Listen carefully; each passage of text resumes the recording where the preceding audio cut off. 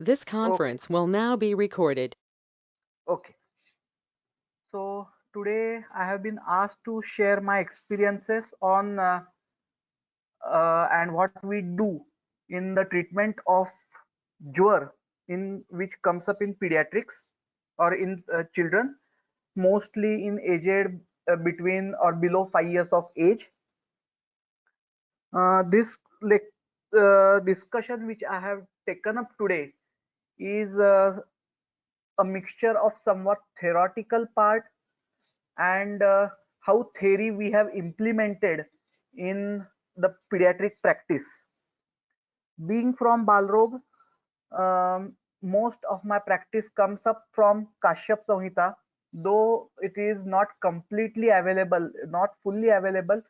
We have tried to extract out maximum what is possible from that, and the supporting Samhitas which we have taken for practice are mostly the first one what we follow is Ashtanga Sangraha or Ashtanga Hruday, followed by Charak.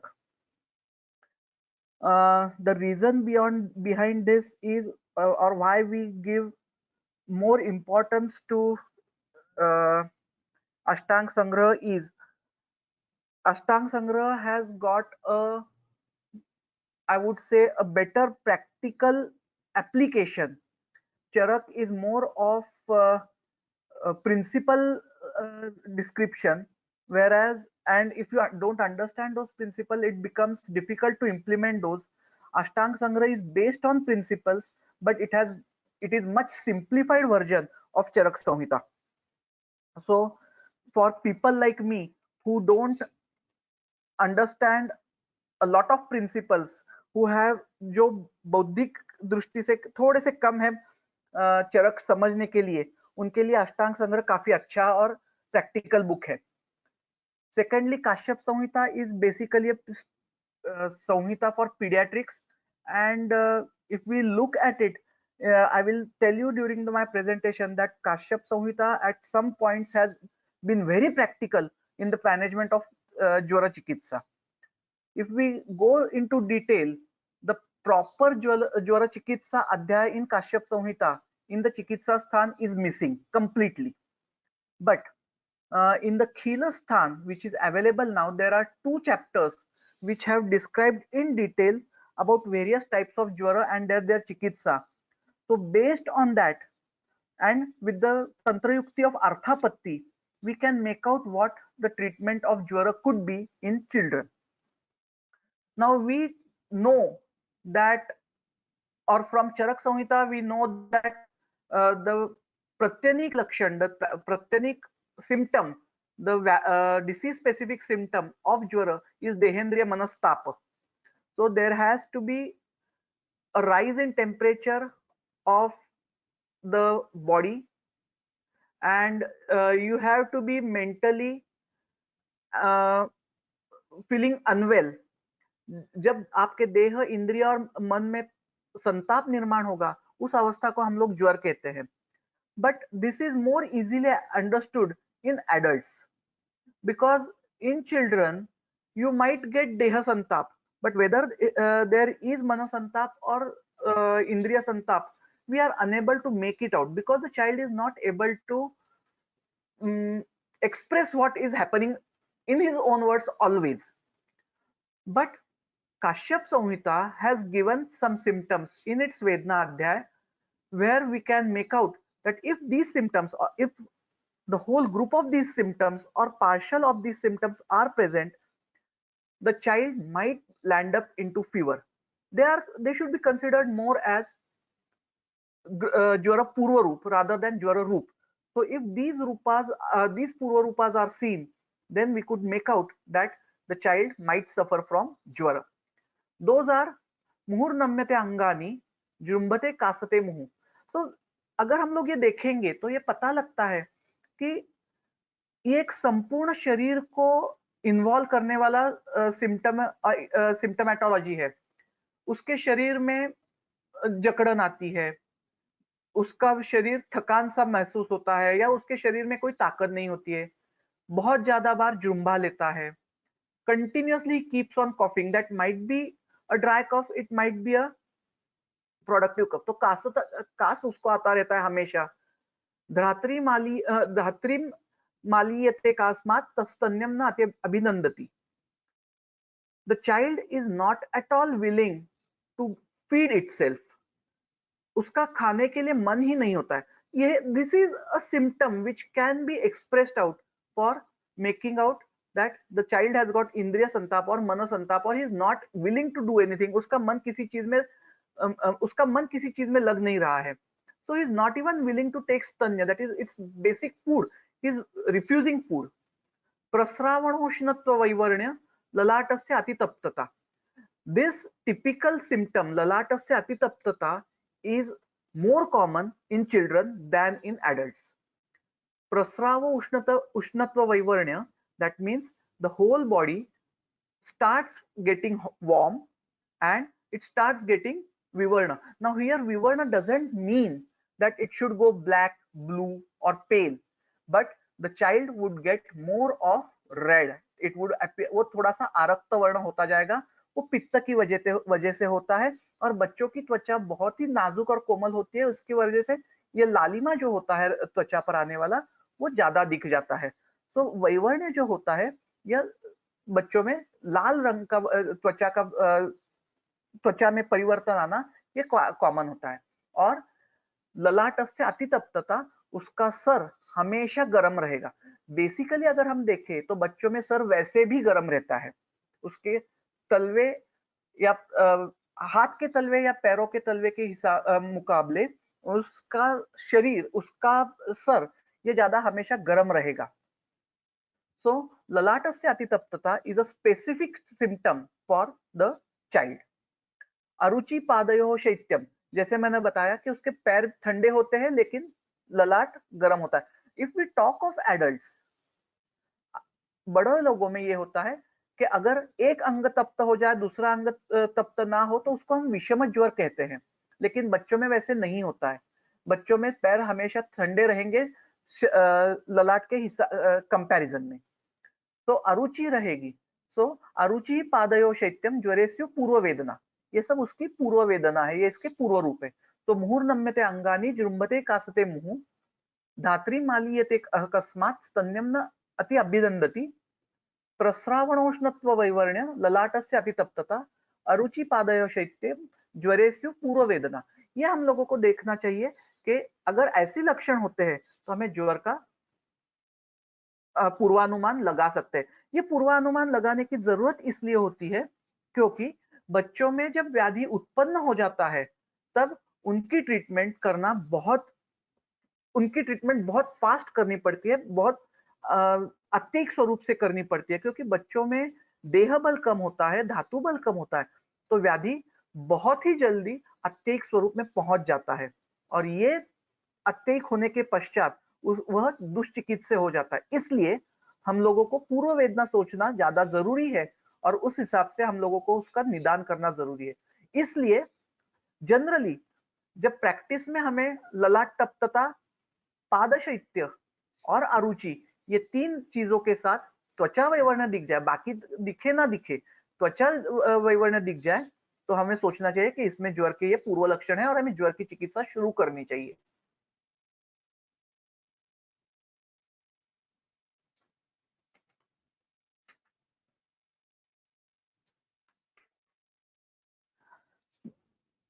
मैं ज्वर के प्रकार या उनके लक्षणों के बारे में कुछ नहीं बोलूंगा.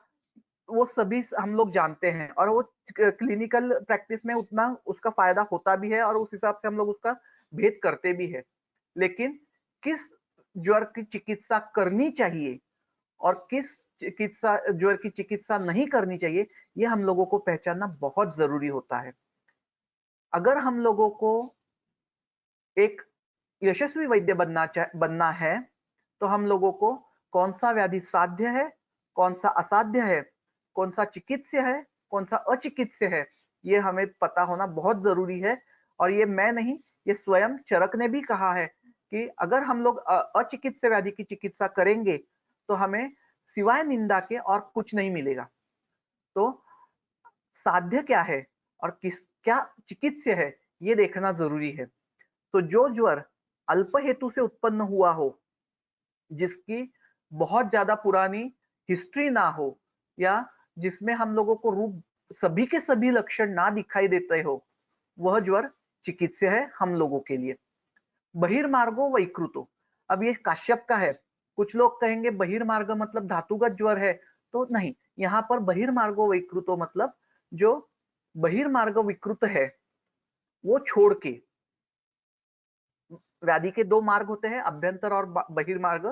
तो उसमें से जो बहिर्मार्ग में नहीं है, जो विकृत नहीं है और जो निरुपद्रव है, या फिर जो बहिर्मार्गी होते हुए भी निरुपद्रव है और जो विकृत होते हुए भी निरुपद्रव है, इस तरीके के जो ज्वर होते हैं उनको हम चिकित्सा कर सकते हैं। यहाँ बहिर्मार्गो विकृतों का सभी जगह से हम लोग संबंध जोड़ सकते हैं।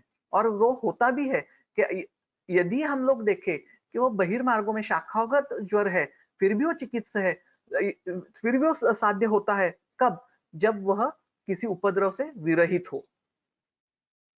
केवल एकाश्रय, एक अंग के आश्रय से होना, यह भी एक सुख साध्यत्व का लक्षण है।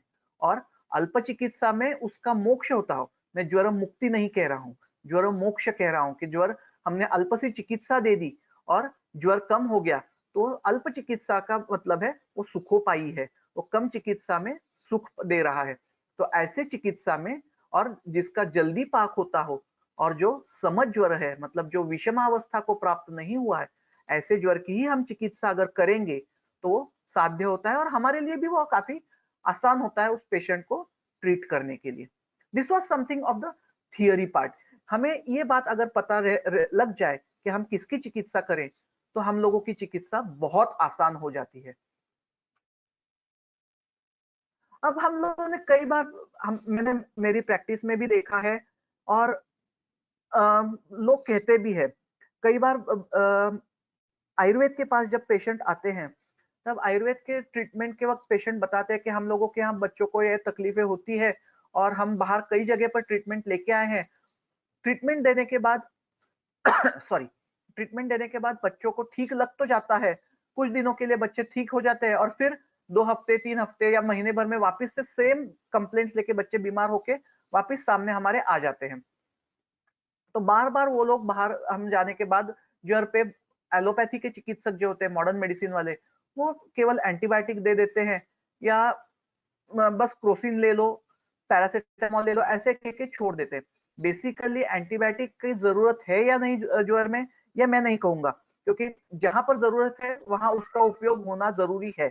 लेकिन आजकल के जमाने में ना तो माँ बाप कोई चांस लेना चाहते हैं, ना डॉक्टर कोई चांस लेना चाहते हैं, इसलिए जरूरत ना होने पर भी एंटीबायोटिक का प्रिस्क्रिप्शन आ जाता है।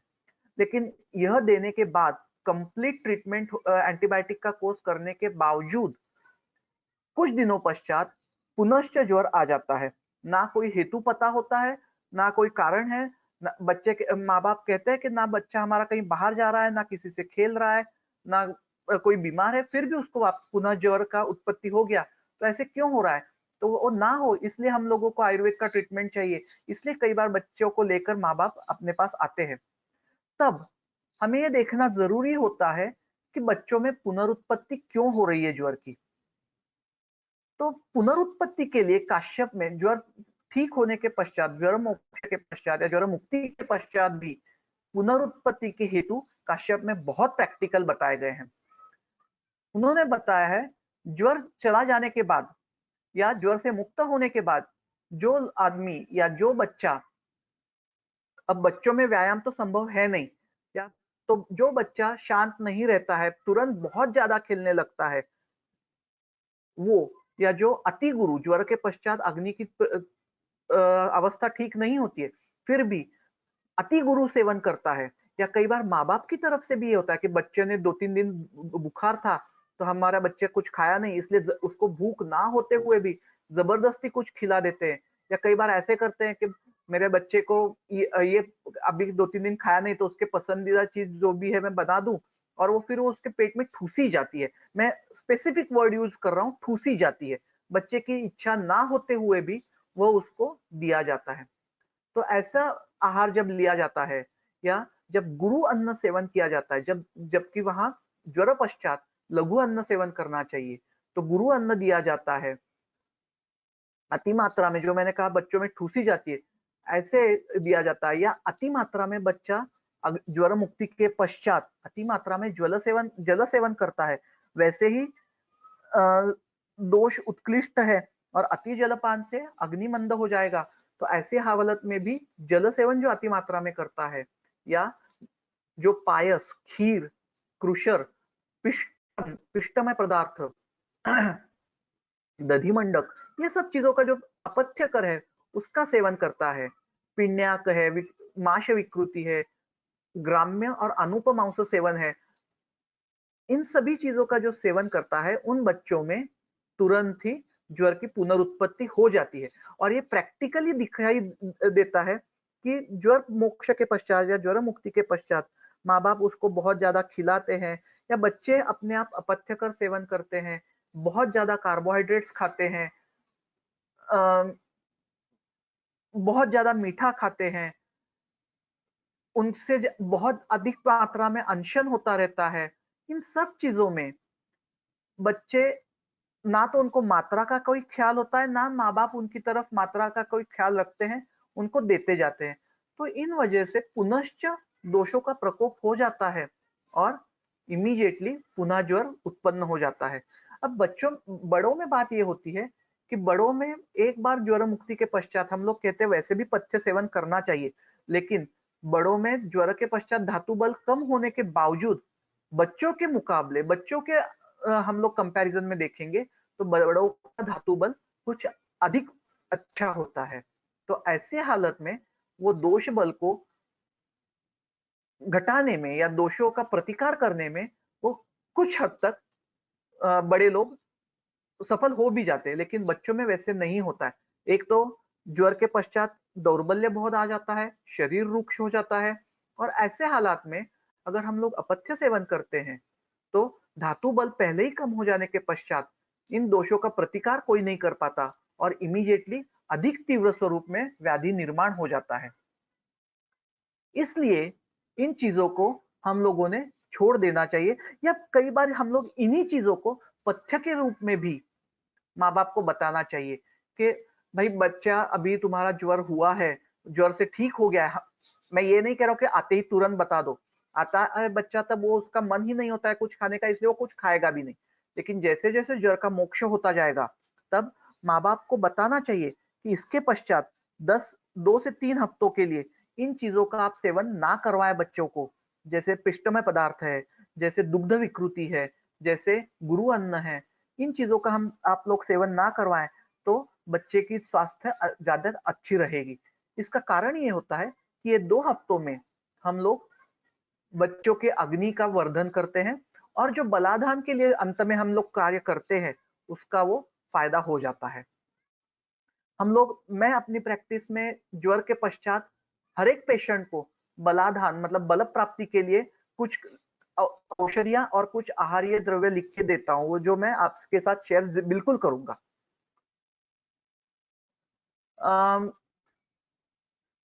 इसी के आगे मैंने संप्राप्ति लिखी है, मेरे ख्याल से वो थ्योरेटिकल हो जाएगा, इसलिए हम उसके बारे में बात ना करें तो बता दूं तो ज्यादा अच्छा रहेगा। लेकिन संप्राप्ति में यही बताया है कि ज्वर मोक्ष होने के बाद भी सभी के सभी दोषों का निर्हरण चिकित्सा से नहीं होता है, कुछ दोष अवशिष्ट रह जाते हैं और ये अवशिष्ट दोष जब हम पुनश्च अपथ्य सेवन करेंगे, ज्वर मोक्ष के तुरंत पश्चात अगर हम लोग तुरंत अपथ्य करेंगे तो यही अवशिष्ट दोष जो आमाशय या अन्य अंगों के आश्रय से रह चुके हैं उनका प्रकोप हो जाएगा और वो पुनश्च ज्वर की उत्पत्ति कर देंगे। ये वही है कि स्व अधिष्ठान आश्रित्य शांत शांत तथा ज्वरा काले बलम दर्शयति क्षीण दोषेंधन अपि सन। मतलब अपने स्थान पर दोष आने के पश्चात भी अपने स्थान पर आने के पश्चात भी शांत होने पर भी काल का प्रभाव हो सकता है, देह बल का प्रभाव हो सकता है, काल बल हो सकता है। इन किसी भी कारण से यह जो देह क्षीण हो चुका है उसमें ये जो अवशिष्ट दोष है उनको अपथ्य रूप दोष का ईंधन मिल जाए तो इमीडिएटली ज्वर की वो पुनरुत्पत्ति कर देंगे। ये जो बात है ये बहुत प्रैक्टिकल बात है और ये काश्यप में दिखती है ना, अन्य किसी भी ग्रंथों में इसके बारे में हम लोगों को दिखाई नहीं देता है। इतना बच्चों का प्रैक्टिकल बात काश्यप ने बताया है। वैसे उन्होंने ये भी बताया कि दीर्घकाली जो ज्वर रहता है वो क्यों रहता है, तो चिरानुबंधी विषमो यथा कालम विवर्धते एकाहाच द्वयहाच चैव त्रयहाच चतुरथ तथा। मतलब जब यह सामान्य ज्वर बहुत दिनों तक रहता है और उसमें अपथ्य होता है, विषम कारण आ जाते हैं, विषम हेतु आ जाते हैं, तब वह पुनः विषम हेतु से विवर्धमान होता है और फिर वो 1 दिन या 2 दिन के बाद हो जाता है। I will not talk more on विषम ज्वर ओवर हियर। अब हम लोग सामान्य चिकित्सा जानते हैं, थ्योरेटिकल पार्ट को छोड़ देंगे, यहां से प्रैक्टिकल पार्ट शुरू करेंगे। व्हाट आई डू, ग्रंथों के सूत्रों का हम लोग प्रैक्टिकली कैसे उपयोग कर सकते हैं। ग्रंथों में कई चीजें बताई गई है, जैसे योग रत्नाकर में बताया ज्वरादौ उल्लंघनम कुर्यात् ज्वर मध्ये तु पाचनम, ज्वरांते रेचनम प्रोक्तम एतत् ज्वर चिकित्सितम। अब ज्वर के शुरुआती दौर में लंघन देना बहुत जरूरी होता है। ये हम लोगों को एडल्ट्स में बहुत आसानी से हो जाता है। लंघन अलग अलग प्रकार के होते हैं, प्रायः हम लोग लंघन मतलब अनशन बताते हैं, which is not really expected. और बच्चों में अनशन संभव नहीं है, किसी भी हालत में नहीं है, बल्कि बच्चे विवर्धमान धातु है, इसलिए उनमें अनशन करना गलत होता है। तो ऐसी हालत में बच्चों में लंघन देना, यह अलग प्रकार से लंघन देना सोचना जरूरी होता है। अनशन स्वरूपी लंघन संभव नहीं है, ना ही मैं कभी अपने पेशेंट्स को लंघन एडवाइस करता हूं, अनशन एडवाइस करता हूं। मेरा जो लंघन होता है बच्चों में वो पाचन स्वरूप हम दे देते हैं। पाचन करने के लिए अगर हम बच्चों को दवाइयां दे या कुछ आहार दे तो उस हिसाब से बच्चों में दोषों का पाचन हो जाता है। अब ज्वर मध्य तो पाचनम जब बताया, इसका मतलब जब ज्वर उत्पन्न हो जाता है तब पाचन देना चाहिए। ये बात जितनी सही है वैसे ही उतनी ही सही और संयुक्तिक बात है कि ज्वर के पूर्व में भी थोड़ा कुछ अंश से पाचन किया जाए तो वो ज्यादा फायदेमंद होता है। पाचन हम लोगों को किस चीज का करना है, दोषों का करना है। क्यों करना है, क्योंकि यही दोष है। अगर हम ज्वर की संप्राप्ति देखेंगे तो उसमें अग्निमांद्य नहीं होता है। माधव निदान की संप्राप्ति में बताया गया है बहिर्निरस्य कोष्ठग्नि, अग्नि जो है चरक में भी बताया है निदान स्थान में कि ज्वर में अग्नि प्रदीप्त होता है, लेकिन वह अग्नि अपने स्वस्थान से दूसरी जगह चला जाता है। इसलिए वहां पर वो संपूर्ण शरीर में रसानुगत होने के कारण, अग्नि प्रदीप्त होने के कारण हम लोगों को संताप दिखता है, हम लोगों को देह संताप में वृद्धि दिखती है। इसका मतलब अग्नि मंद नहीं होता है, किंतु आमाशय में कई अधिक मात्रा में दोष आने की वजह से, जिसको हम आम कहेंगे, अधिक मात्रा में जो दोष है उनको हम आम कहेंगे, ना कि अग्निमांद्य से उत्पन्न हुआ जो है उसको आम कहेंगे। ज्वर के हिसाब से जो दोष है उनको हम आम कहेंगे।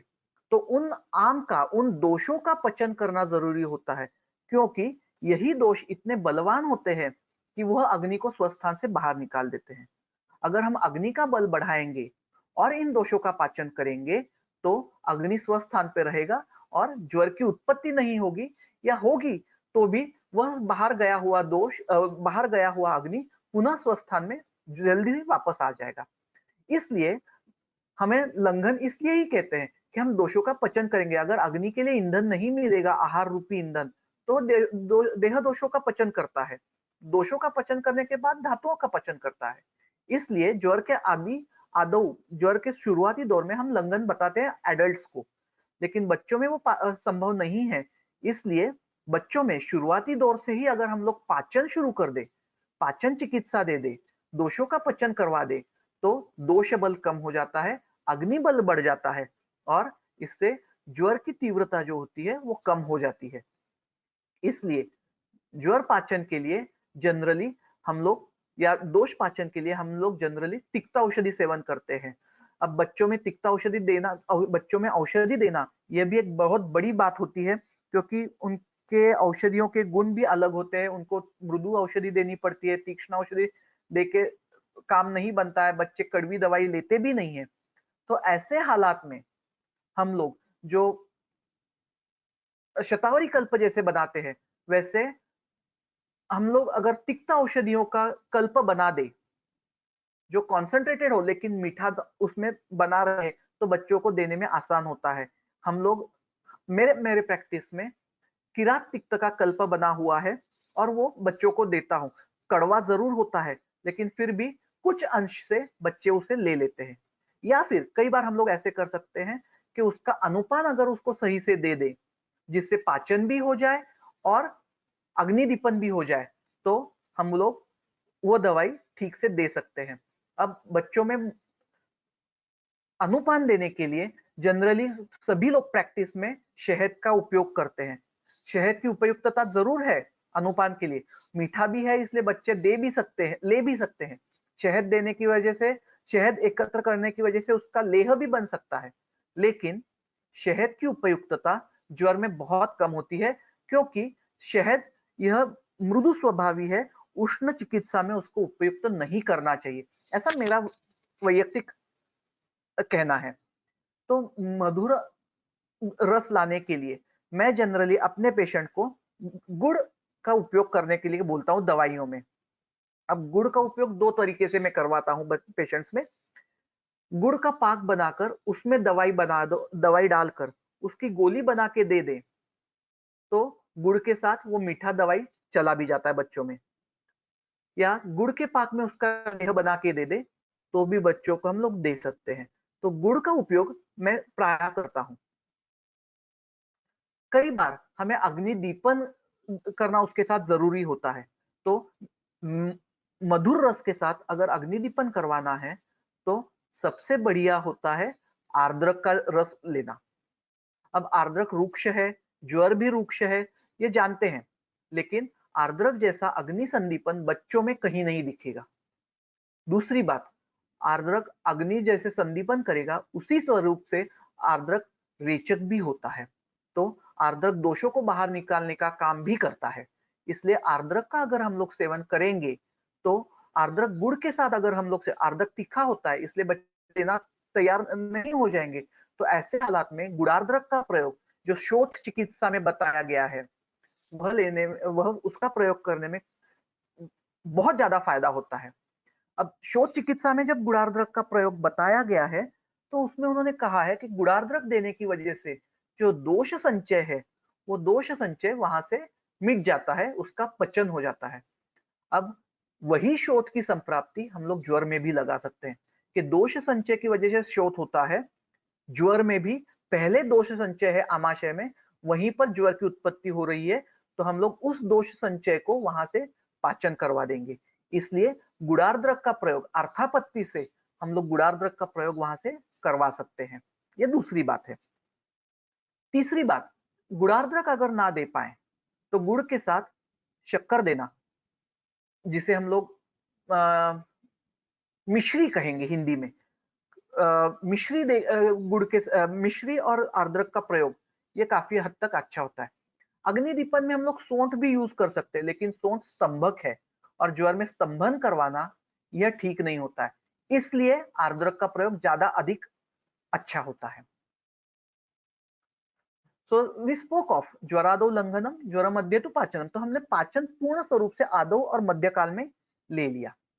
ज्वरांते रेचनम प्रोक्तम, ज्वर के पश्चात, ज्वर मोक्ष के पश्चात, ज्वर मुक्ति के पश्चात, दोनों समय हो सकता है, हम लोग रेचन दे सकते हैं। रेचन देने में प्रॉब्लम ये होता है, छोटे बच्चों में 12 साल से कम की उम्र में रेचन वर्ज्य बताया है। अष्टांग संग्रह के, अगर मैं गलत नहीं हूं तो 29वें अध्याय में नस्य विधि में उन्होंने शोधन उपक्रम के उम्र बताई है, किसमें शोधन करना चाहिए। तो वमन के लिए 16 साल, विरेचन के लिए 12 साल, ऐसे सब उन्होंने बताया है।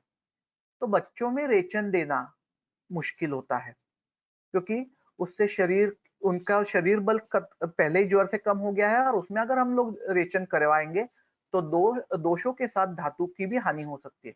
लेकिन अगर हम लोग दूसरी संहिताओं से संदर्भ ले तो शारंगधर में बताया है रेचन के 4 प्रकार है। उसमें से 2 प्रकार हम लोग मल शोधन के लिए, अब यहाँ मल शोधन जब मैं कह रहा हूं उसका मतलब दोष भी होता है और पुरुष जैसे मल भी है। तो मल शोधन के लिए हम लोग प्रयोग करवा सकते हैं और ये मैंने स्वयं देखा है कि ज्वर के पश्चात अगर मैं अनुलोमन करवा दूं पेशेंट का तो ज्वर की पुनरुत्पत्ति बहुत मुश्किल से होती है। बहुत कम बच्चों में। देखिए एक बात यह है कि हम लोग दवाई देने के पश्चात जनरली पुनः व्याधि पुनर्भव ना हो यह देखते हैं, लेकिन 3-4 महीने पश्चात ज्वर आ ही सकता है क्योंकि हम लोगों के कितना भी मना करें, कितना भी हम लोग चिंता करें, कितनी भी हम लोग किसी भी कारणवश पथ्य का सेवन करें, फिर भी दोषों का क्षय और प्रकोप हो जाता है। तो 3-4 महीने में एक आध बार या 5-6 महीने में एक आध बार ज्वर आ भी सकता है।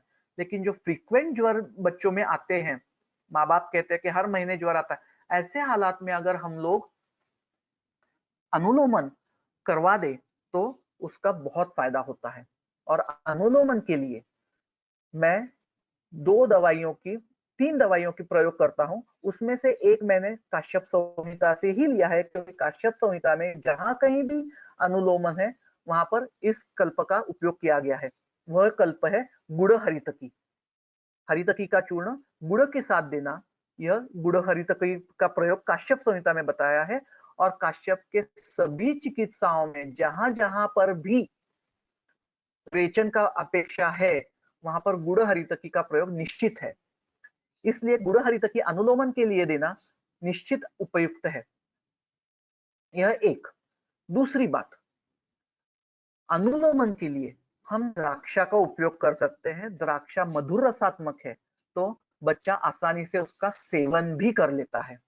तिक्त औषधि के लिए बच्चों में उसका विरोध होता है, लेकिन अगर मधुर औषधि दी जाए तो अधिक मात्रा में दिया जाने वाला द्राक्षा यह भी अनुलोमन करवाता है। तीसरी बात, चरक ने खुद 4 वर्ष के पश्चात के बालक में अनुलोम स्रंसन नामक जो दोष शोधन प्रकार बताया है, रेचन का प्रकार बताया है, उसमें चरक कल्प स्थान में कृतमालक यानी चतुरांगुल यानी अर्घवत का उपयोग बताया है। और यही हम लोग प्रयोग अगर दीर्घकालीन ज्वर है, जीर्ण ज्वर है, उसमें हम करवाते हैं। मैंने कई बार टाइफाइड के पश्चात स्रंसन दिया है और उसका फायदा दिखता है। इसलिए ज्वर चिकित्सा के पश्चात अनुलोमन या स्रंसन करवाना जरूरी होता है और वो करवाना भी चाहिए।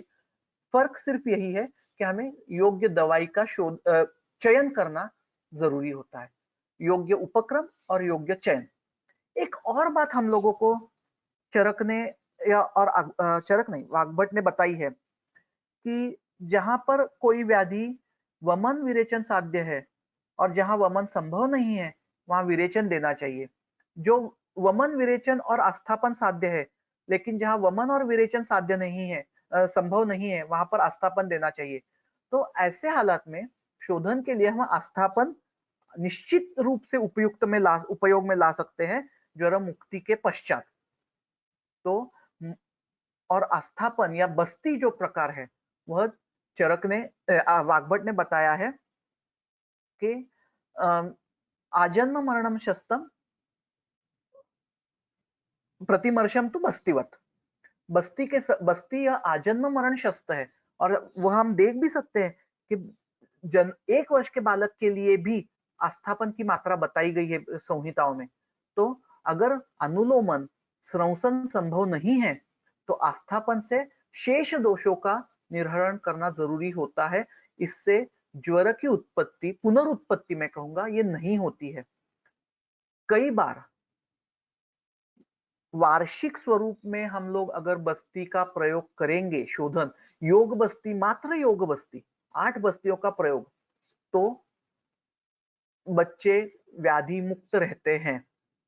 बहुत सारे व्याधियों से बच्चे दूर रहते हैं केवल वार्षिक वर्ष में एक बार योग बस्ती करवाने से। मैं अपनी प्रैक्टिस में श्वास के बच्चों को हर साल योग या कर्म बस्ती देता हूँ, जिससे उनके योग या काल बस्ती देता हूँ, जिससे उनको साल भर में उनके जो एस्थमेटिक अटैक आते हैं वो कम हो जाते हैं। तो बस्ती जैसी सामान्य और उपयुक्त चिकित्सा दूसरी नहीं मिलेगी, इसलिए बच्चों में बिल्कुल करवाना चाहिए। इसलिए शोधन चिकित्सा के लिए हम लोग ओके, फिर अगर हम लोगों को पाचन करवाना है तो किस चीजों का करवाना चाहिए, तो वो वाग्भट और चरक का सूत्र है, या सामान्य चिकित्सा सूत्र हम कहेंगे, लंघनम स्वेदनम कालो यवाग्वस तिक्तको रसा मलानाम पाचनानि स्यु यथास्वम क्रमेण वा। या तो ये सब चीजें एक के पश्चात एक करवाइए, या फिर उसमें से जैसे भी जरूरत है वैसे करवाइए, ये बात अलग है। लेकिन इनमें से पाचन करवाना बहुत जरूरी है, स्वेदन करवाना जरूरी है, और स्वेदन के लिए बच्चों में तापस्वेद देना जरूरी है। तापस्वेद के लिए हस्तस्वेद ही देना चाहिए। अब हाथ गर्म करके प्रत्येक हर एक समय दे पाए या ना दे पाए वो बात अलग है, लेकिन दूसरा तरीका होता है हम लोग वस्त्र को गर्म करके उससे पट्टस्वेद दे सकते हैं। स्वेदन जरूरी होता है। एक और चिकित्सा सूत्र उन्होंने बहुत अच्छे से बताया, जो पुनरुत्पत्ति ना हो इसलिए, पाकाद्वा शमनाद्वापि शोधनात्वा रुतादिके, दोषों का पाचन करने के बाद या शमन करने के बाद या शोधन करने के बाद, ये तीन तरीके से अगर हम लोग चिकित्सा करेंगे, उसमें से निकाल देंगे, तो ऐसे हालात में जो स्वस्थान में बचे हुए दोष है वो वहां से निकल जाते हैं, वो वहां से स्रोतस उसके शुद्ध हो जाएंगे और पुनश्च ज्वर की उत्पत्ति नहीं होगी। अब हम लोग संशोधन कर रहे हैं ज्वर के पश्चात। ज्वर के पहले तो संशोधन करना है नहीं। अगर ज्वर के अंदर संशोधन करना है तो हम लोग वमन करवा सकते हैं, लेकिन वमन ना करवा के प्रच्छर्दन में कहूंगा वो करवाना चाहिए। वमन में हम लोग बड़ी मात्रा में औषधि देते हैं। बच्चों में वमन कॉन्ट्राइंडिकेटेड है 16 साल तक, तो इसलिए प्रच्छर्दन, जिसे हम लोग सद्यो वमन कहेंगे, वो बिल्कुल दे सकते हैं। तो किसको वमन करवाना या किसको शोधन चिकित्सा करवानी चाहिए, इसका ये सामान्य सूत्र है। लेकिन वमन करवाने में या शोधन करवाने में, शोधन चिकित्सा करवाने में कुछ बातों का हमेशा ध्यान रखना चाहिए। जो बच्चा जीर्ण ज्वर से या किसी भी ज्वर के कारण बहुत ही क्षीण हो गया है, उनमें शोधन नहीं करवाना है। बस्ती हम लोग उनमें देते हैं जो क्षीण है, लेकिन जो ज्वर से क्षीण है उनमें बस्ती भी नहीं करवाना चाहिए। बल वृद्धि के लिए बस्ती यह एक ट्रीटमेंट बताई गई है चरक में और अष्टांग संग्रह में। लेकिन जो बच्चा ज्वर के कारण अति क्षीण हो चुका है, उनमें ना तो वमन करवाना है, ना तो विरेचन करवाना है, ना तो अस्थापन करवाना है। यह एक बात याद रखनी है। अगर बच्चे में बल अच्छा है, वो बहुत ज्यादा क्षीण नहीं हुआ है, तो उनमें विरेचन करवा सकते हैं। वह विरेचन किस चीज से करवाना है, तो आहारीय द्रव्य यानी दूध से विरेचन करवाना है। दूध विरेचक होता है। या दूध के बस्ती देकर, दूध के निरूह देकर हम उन दोषों का शोधन कर सकते हैं जो अवशिष्ट है। इसलिए दूध का प्रयोग, जैसे हम लोग जीर्ण ज्वर में जो दूध का प्रयोग करते हैं, वैसे शोधन के लिए भी दूध का प्रयोग करना चाहिए। मैं अभी तक विरेचन के लिए दूध का मैंने प्रयोग नहीं किया है। मैं अभी तक आज तक आरगवत का ही प्रयोग करते आया हूं। निरूह बस्ती बिल्कुल देते हैं हम लोग, और निरूह अकेला ना देकर ज्वर मुक्ति के पश्चात निरूह देकर उसके पश्चात हम लोग अनुआसन भी देते हैं। दोष पाचन के लिए क्या देना है, तो विविध प्रकार की पेया देनी है। कई बार दवाई लेने से बच्चा मना कर देता है, कई बार हम लोग दवाई बहुत तीक्ष्ण हो जाती है इसलिए वो नहीं दे पाते, कई बार उसका रस ठीक नहीं होता है, बहुत कड़वी होती है इसलिए हम नहीं दे पाते हैं।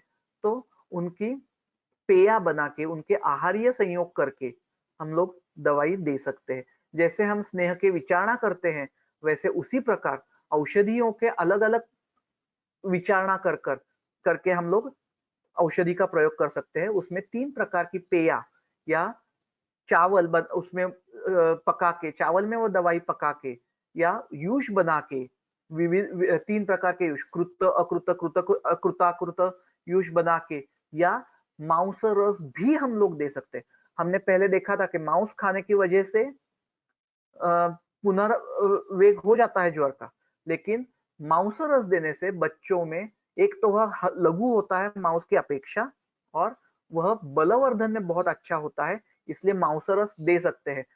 प्रैक्टिकल पर्पस के लिए हम लोग चिकन सूप बच्चों को देने के लिए कोई हर्ज नहीं होता है, लेकिन जब हम लोग चिकन सूप देंगे तब बताना बहुत जरूरी होता है कि चिकन ब्रेस्ट का सूप न बनाकर चिकन लेग का सूप देना बहुत जरूरी होता है, क्योंकि चिकन ब्रेस्ट इज फैट।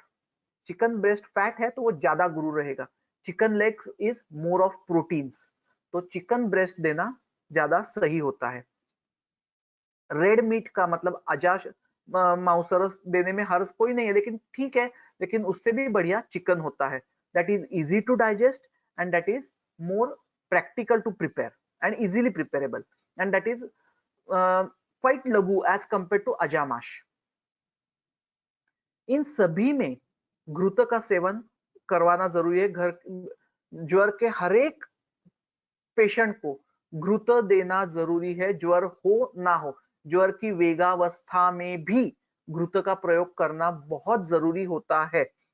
घृत का प्रयोग करना इसलिए जरूरी है क्योंकि ज्वर जो उत्पन्न होता है वो रूक्ष पित्त की वजह से उत्पन्न होता है, और वह देह को हीन करता जाता है, देह बल को हीन करता है। इसलिए देह बल बढ़ाने के लिए स्निग्ध द्रव्य देना जरूरी है। अब ऐसे अन्य स्निग्ध द्रव्य देंगे तो बहुत गुरु हो जाते हैं। इसलिए घृत जो पित्त का भी शमन करेगा और देह बल भी बढ़ाएगा और अग्निबल भी बढ़ाएगा, ऐसा एकमात्र औषधि है। इसलिए हमें सर्पी देनी चाहिए। अब सर्पी अन्य अन्य मार्ग से भी दे सकते हैं। या तो सर्पी का अभ्यंग करेंगे या सर्पी पान करेंगे, ये दोनों तरीके से संभव है। दोष पाचन के लिए हम जैसे सर्पी देंगे, अभ्यंग करवाएंगे, वैसे बस्ती दे सकते हैं, पाचन बस्ती दे सकते हैं, प्रदेह दे सकते हैं और अवगाहन दे सकते हैं। इन चीजों से त्वचागत दोष जो है, रसगत जो दोष है, जो शाखागत हो चुके हैं, उनको कोष्ठ में लाने के लिए उसका फायदा हो जाता है। इसलिए हम लोग अवगाह स्वेद और बस्ती और प्रदेह का उपयोग कर सकते हैं। ज्वर की वेगावस्था में ना तो बस्ती देना है, ना तो अवगाह करवाना है, ना प्रदेह करवाना है। जब ज्वर मोक्ष, ज्वर कम हो जाता है, ज्वर मुक्ति, ज्वर से हम ठीक हो गए ऐसे नहीं, लेकिन ज्वर कम हो गया है, ऐसे हालात में अभ्यंग, प्रदेह, बस्ती और अवगाह देना है। ज्वर की वेगावस्था में नहीं, नहीं तो अधिक मात्रा में उसके उपद्रव निर्माण हो जाते हैं। और ज्वर मुक्ति इन सब चीजों से अगर हम क्रम से करवाएंगे, लंघन, स्वेदन, पेया, उदन, ये इस तरीके से, तो ज्वर का ज्वर आसानी से निकल जाएगा।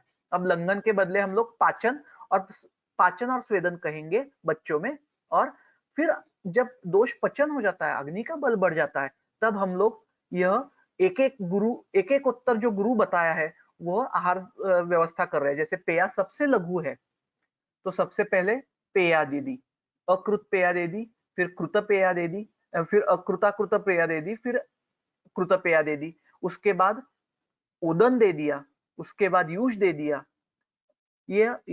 और उसके बाद कषाय दे दिया। ये सब एक के बाद एक पश्चात गुरु होते हैं, इसलिए इस क्रम से हम देंगे तो उसका अग्निवर्धन के लिए, अग्निबलवर्धन के लिए फायदा होता है, और इनसे बच्चे को आहार में रुचि उत्पन्न होती है। ये देखा गया है कि पाचन के जब बच्चा तैयार नहीं होता है तो 1 दिन या 2 दिन पाचन दवाई देने के पश्चात अगर हम लोग बच्चों को लघु आहार दे तो बच्चों की अग्नि ज्यादा अच्छे से बढ़ जाती है, बच्चा ज्यादा आहार लेना पसंद करता है। उष्णांबु देना स्वाभाविक है, इससे दोष पचन होते हैं, लेकिन बच्चों में उष्णांबु असंभव होता है देना, गर्म पानी पिलाना असंभव होता है। इसलिए कोष्ण जल यह अधिक श्रेयस्कर है। गर्म करके ठंडा किया हुआ और फिर पुनश्च हल्का सा गर्म किया हुआ, इससे जल के जो दोष है वह निकल जाते हैं। तो पीते वक्त पानी गुनगुना भी रहेगा, वो दोष पचन में मदद भी करेगा, और वह लघु भी रहेगा पचन होने में। इसलिए उष्णाम्बुपान देना ही चाहिए। उष्णाम्बुपान करने से दोषों का पचन हो जाता है और कायाग्नि बढ़ जाती है। अगर बच्चा उष्णाम्बु नहीं ले पा रहा है तो उसको श्रुतशीत जल दे सकते हैं। उबाल के ठंडा किया हुआ जल दे सकते हैं, वो लघु होता है इसलिए वो देना चाहिए। इसके दो फायदे हैं जल देने से। अगर मॉडर्न के हिसाब से विचार किया जाए तो ज्वर में, या आयुर्वेद के हिसाब से भी अगर हम लोग देखेंगे तो ज्वर में संताप बढ़ जाता है, तो देह का द्रवांश जो है, जो द्रव धातु है, वह कम होते जाते हैं। वो द्रव बाष्पीभूत हो जाता है, शरीर में द्रव कम हो जाता है, डिहाइड्रेट हो जाता है देह। तो वह अगर हम द्रव रिप्लेस करते जाएंगे तो ऐसे हालात में ज्वर का संताप कम होता जाएगा। और वो कम होने के लिए हम लोग अगर जल देते जाएं या जलीय अंश अधिक रहने वाले पदार्थ देते जाए तो उसका फायदा ज्यादा होता है। ऐसे इसमें पेया हम दे सकते हैं, शुतशीत जल दे सकते हैं, या पाचक द्रव के लिए हम लोग षडंगोदक दे सकते हैं। षडंगोदक बिल्कुल ही कड़वा नहीं होता है, मैंने खुद देखा है और मैं अपने बच्चों को, पेशेंट को देता हूं। मात्रा कम हो जाती है लेकिन एक तो वो लघु है और बिल्कुल ही कड़वा न होने के कारण बच्चे वो चम्मच से पी लेते हैं। दिन भर में 100 ml का षडंगोदक देने का भी कोई नुकसान नहीं होता है, वो ज्यादा से ज्यादा पी लेते हैं। हाँ, अगर कोई बच्चा कुछ नखरे करे तो उसमें आप शुगर भी ऐड कर सकते हैं।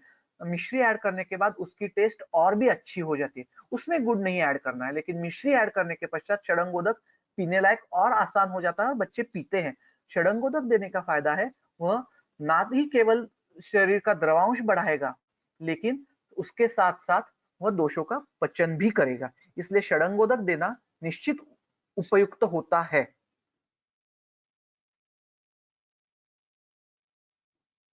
वातज ज्वर में स्नेहपान अभ्यंग करना चाहिए, अवगाहन करना चाहिए, स्निग्धान्न पान करना चाहिए। यह सब ठीक है, ये सब सामान्य उपक्रम है जो हम लोग करते भी है। पित्त में तिक्त शीत उपद्रव उपक्रम करने चाहिए, विरेचन देना चाहिए, लेप देना चाहिए, प्रदेह देना चाहिए, ये सब सामान्य चीजें हैं। लेकिन ये सभी जो उपक्रम हैं ये ज्वर मोक्ष के पश्चात होना चाहिए, ज्वर की अवस्था में नहीं। क्योंकि अगर ज्वर की अवस्था में, ज्वर की वेगावस्था में अभ्यंग करेंगे तो उष्मा और ज्यादा अंदर रह जाएगा, स्वेदन नहीं हो पाएगा उससे, और उसके कॉम्प्लिकेशंस और बढ़ जाते हैं। इसलिए जब ज्वर उतर जाए, ज्वर की अवेगा अवस्था आ जाए, तब अवगाहन करना चाहिए, तब अभ्यंग करना चाहिए। इसके कारण अभ्यंग से अग्नि प्रदीप्त होता है, अवगाह से उष्मा अंदर का अंदर रह जाता है, उससे अग्नि प्रदीप्त हो जाता है, इसलिए वो दोष का पचन कर देगा।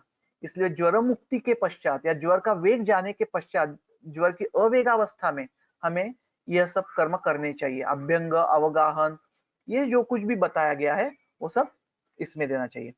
और फिर कफत ज्वर में वमन बताया है, जहां हम लोग प्रच्छेदन करने वाले हैं, लघु भोजन देना है, ये भी ठीक ही है। पित्तज में या सभी ज्वर में दूध और सर्पी देना है, यह भी ठीक है। लेकिन यह याद रखना है कि यह सब चीजें जो गुरु है वह ज्वर की अवेगावस्था में देना बहुत जरूरी है, और उसका फायदा तभी होता है। बल्कि अगर हम लोग पहले दे देंगे ज्वर की वेगावस्था में तो उसका आम निर्मित हो जाएगी और उससे ज्वर की विकृति और बढ़ जाएगी। अब यह आरगवत की महती बताई है चरक ने स्वयं कि आरगवत क्यों फायदेमंद होता है। तो आरगवत का उपयोग बताया, ज्वर, रुद्रोग, वाताश्रुक, उदावर्तादिशु। आरगवत का उपयोग कहाँ करना है? ज्वर, रुद्रोग, वातरक्त में, उदावर्त में, इन सब में करना है। किसके लिए करना है? बालकों में, वृद्ध रोगों में, क्षतक्षीण में, सुकुमार में, जिनका बल बहुत कम है, ऐसे लोगों में हम लोग आरगवत का उपयोग करते हैं, करना चाहिए, कर सकते हैं। इसलिए विरेचन के लिए या श्रवसन के लिए, ज्वर में जब श्रवसन देना है, विरेचन देना है, तब हम लोग अरगवत का उपयोग बिल्कुल करना चाहिए। और किसको देना है? 4 वर्ष के ऊपर वाले को और 12 वर्ष से नीचे वाले लोगों को। उनसे नीचे वाले बच्चों को हम लोग या तो गुड़हरी तक ही दे सकते हैं, या फिर हम लोग दूध से विरेचन करवा सकते हैं, या फिर मुनक्के देकर विरेचन करवा सकते हैं। आमर ज्वर की चिकित्सा बच्चों में अवस्था ज्वर की जानना बहुत मुश्किल होता है। ज्वर आमावस्था में है, पच्यमानावस्था में है या पक्वावस्था में है, यह जानना बहुत जरूरी होता है, लेकिन वह संभव होता है नहीं। इसलिए सभी ज्वर को आमद ज्वर की तरह ही शुरुआती दौर में ट्रीटमेंट देना बहुत जरूरी है, और वहां पर दोषों का पाचन करवाना जरूरी है। कुछ काल बीत जाने पर हम लोग पक्व ज्वर की तरह उसकी चिकित्सा कर सकते हैं, और आम पाचन के लिए हम लोग गुड़ार्द्रक का प्रयोग करते हैं, हम लोग आर्द्रक लवण का प्रयोग करते हैं, हम लोग षडंगोदक का प्रयोग करते हैं, और सुदर्शन चूर्ण का भी अल्प मात्रा में प्रयोग करते हैं। दोष पक्व होने के बाद और दोष पक्व होने के पश्चात क्या करना चाहिए? तो पक्वावशेषस्तु पक्वावशेषस्तैनाशु पच्यते अग्निश्च दीप्यते दोषपक्त्याग्निदीप्त्या च ज्वरस्य अपाचयो ध्रुवम्। जब दोष पचन हो जाए, जब अग्निदीप्त हो रहा है ऐसे दिखता है, या दोष पचन के बाद हम लोगों को अग्निदीपन करना है, तब स्नेह संस्कारित आहार या स्नेह संस्कारित मांसरस का सेवन करवाने के लिए पेशेंट को देना चाहिए। उससे स्नेह भी जाता है पेशेंट के लिए, और साथ में पेशेंट को आहार्य द्रव्य भी प्राप्त होता है, और उसका बलवर्धन भी हो जाता है। और जब ये सब होता है, तब उसके पश्चात संशमन चिकित्सा अपेक्षित होती है। मैंने पहले बताया था कि जीर्ण ज्वर में सर्पी देनी चाहिए। अब ज्वर में सर्पी क्यों देनी चाहिए? तो काश्यप बताते हैं, जीर्ण ज्वरेषु सर्वेशाम सर्पिषा पानम प्रशस्यते। सभी जीर्ण ज्वर में सर्पी देना बहुत अच्छा होता है। कब देना है? परिपक्वेषु दोषेषु सर्पिष पानम यथामृतम। जब दोषों का पचन हो जाए, जब पाक हो जाए, जब पक्वावस्था आ जाए, उसके पश्चात ही सर्पी देनी है। और कैसे देना है? ज्वरक कषायर वमनेर लंघन लंघनेर लघु भोजनई वृक्ष से न शाम्यंती सर्पिस तेषाम विषज्जितम। जब कषाय, वमन, लंघन आदि से और लघु भोजन से दोषों का पचन हो जाता है, तब उसके पश्चात हम सर्पी दे सकते हैं। उससे अवशिष्ट दोष जो है वो हम उसका पचन करवा देंगे। तो क्यों देना है? क्योंकि वो जो रूक्ष तेज है, जो ज्वर की उत्पत्ति करता है, उसकी वो चिकित्सा कर देता है, उसको शांत कर देता है। यह सर्पी की महिमा है, जिसके बारे में हमें बहुत ज्यादा बोलने की जरूरत नहीं है। सर्पी देते वक्त हम सर्पी और शर्करा एक साथ दे सकते हैं, जो हम देते भी है।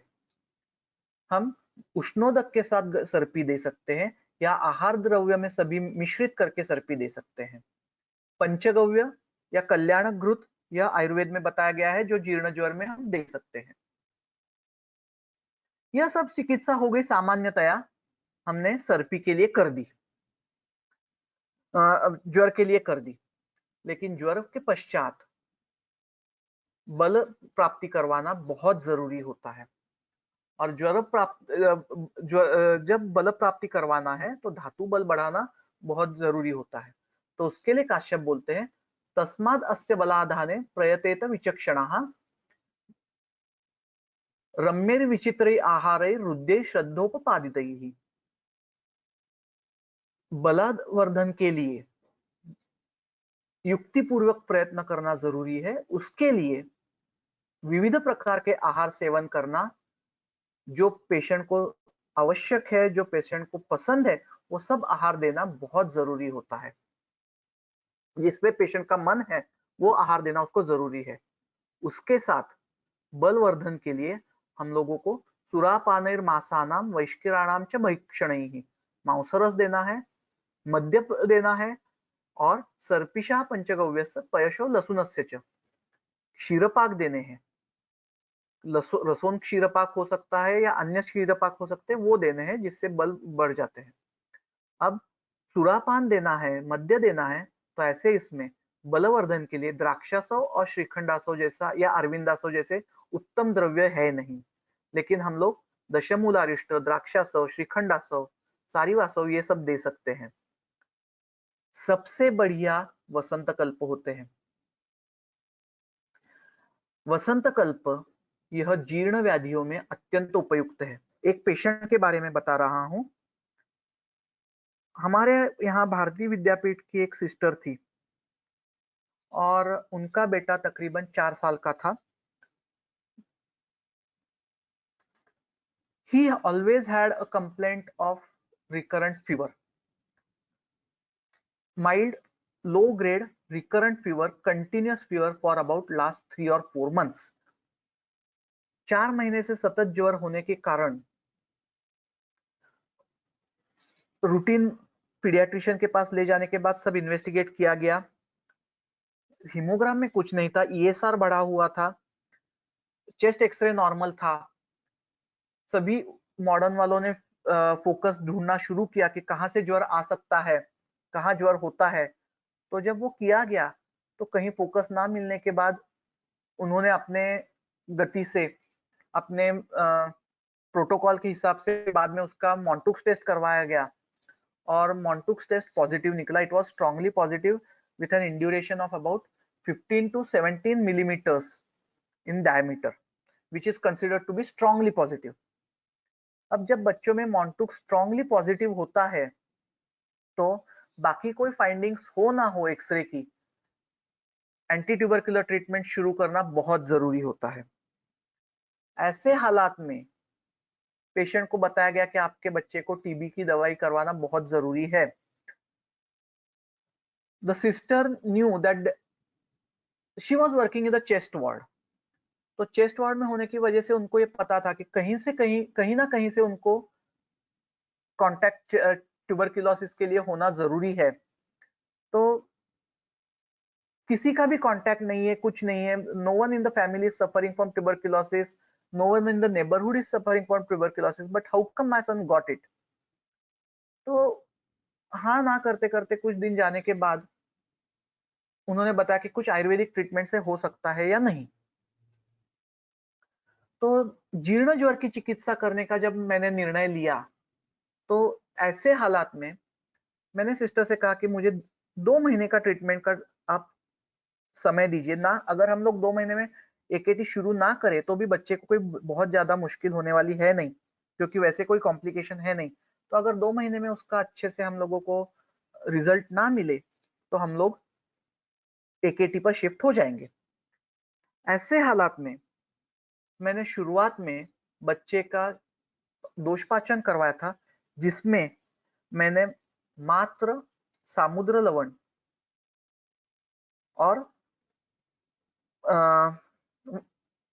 संवरचल नींबू के साथ दिया था। 7 दिन ये देने के पश्चात दोषों का पचन हो गया ये समझकर मैंने उसमें शोधन न करवा के इमीडिएटली बलाधान के लिए मैंने ट्रीटमेंट शुरू कर दी थी। बलादान के लिए मैंने सिस्टर से कहा था कि हम लोगों को थोड़ा सा कॉस्टली ट्रीटमेंट है, वी वुड स्टार्ट विथ लघु मालिनी वसंत एंड मिक्सचर ऑफ सुवर्ण मालिनी वसंत। लघु मालिनी वसंत was given in a dose of 10 milligrams per dose twice a day, and Laghu Malini Vasanta, sorry, Suvarna Malini was given at the dose of 10 milligram twice a day, and Laghu Malini Vasanta at 125 milligrams twice a day. इसका mixture अनुपान के लिए नवनीत रखा गया था। नवनीत मतलब मक्खन। So this was given to the child twice a day, समान काल में, आहार के मध्य काल में मध्य आहार वो दिया गया था। ऐसे हालात में देने पर हमने कहा कि देखा जाएगा कितना क्या फर्क पड़ता है। एंड थ्राइस अ डे उसको दशमूलारिष्ट और द्राक्षासव का मिश्रण दिया जा रहा था। तकरीबन 2 हफ्तों के लिए कोई फर्क नहीं पड़ा। We couldn't make out any clinical difference.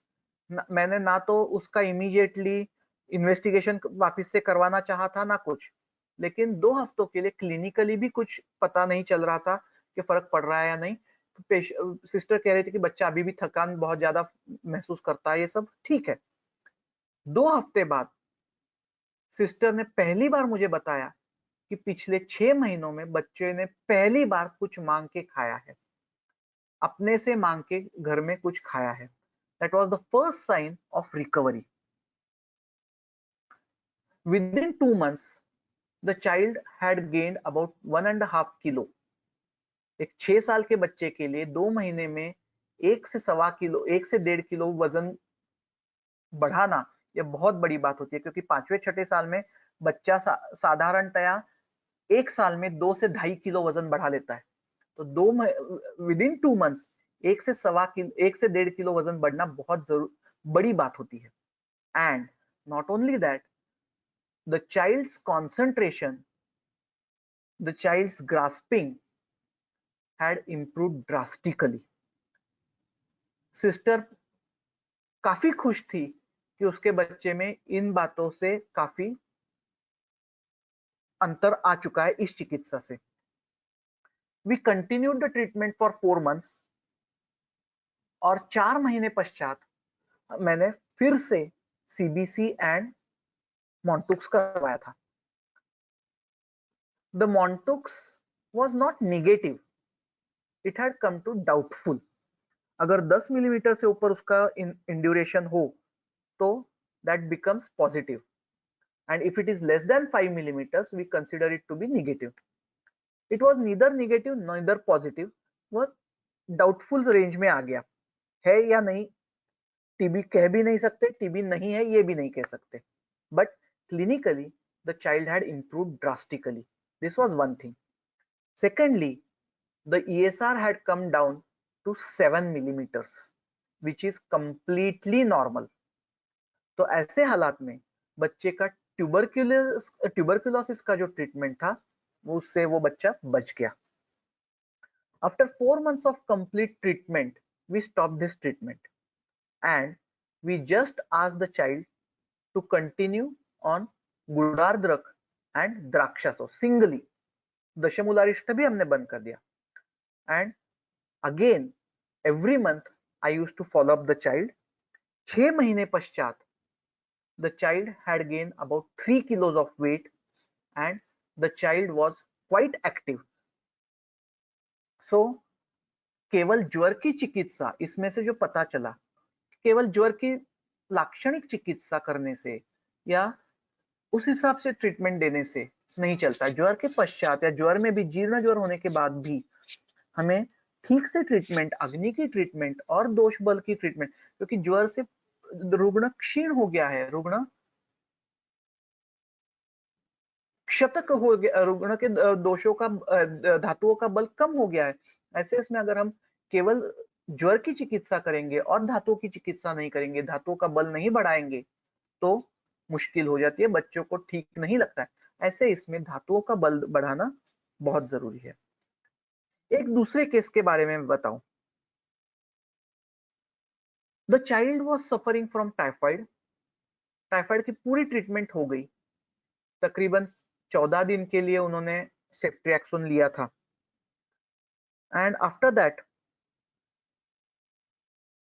उनको बताया गया था कि आप कुछ दिनों के लिए बच्चा थकान से महसूस करेगा, लेकिन 10-15 दिन में वो ठीक हो जाएगा। उसके लिए उन्होंने मल्टीविटामिन और ये सब कुछ दे दिया था। थिंग्स वर गोइंग फाइन, लेकिन even after 1.5 month of treatment post typhoid, patient में बहुत ज्यादा थकान थी, निरुत्साही पेशेंट था। तो अ 10-year-old गर्ल जो निरुत्साही रहती थी, even after 3 months of treatment of post typhoid, patient के डॉक्टर का कहना था कि नहीं बच्चा, वो टाइफाइड की थकान काफी दिनों तक रहती है, ऐसे होता है वैसे होता है। किसी के रेफरेंस की वजह से भारतीय विद्यापीठ में आया था, तब हम लोगों ने उसको बताया कि ये सब हो चुका है, वी वोंट, टाइफाइड की ट्रीटमेंट की वजह से बच्चा थकान रहता है, ये होता है। काफी समझाने के बाद वह बस्ती के लिए तैयार हो गया। जनरली पेशेंट बस्ती के लिए तैयार होते हैं नहीं। व्हेन यू टेल देम कि इनको इनिमा की ट्रीटमेंट जरूरी है, तो